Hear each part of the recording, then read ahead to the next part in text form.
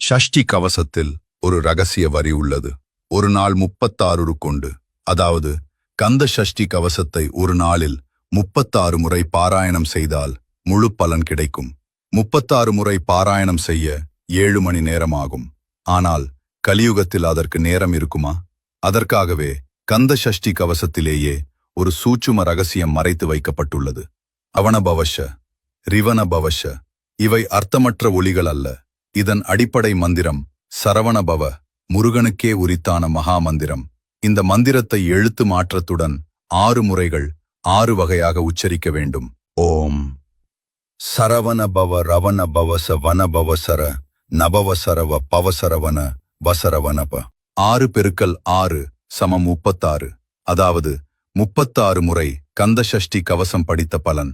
இதையெல்லாம் 5 நிமிடங்களில் சொல்லி முடிக்கலாம். இது மந்திரம் அல்ல, முருகனின் கருணை.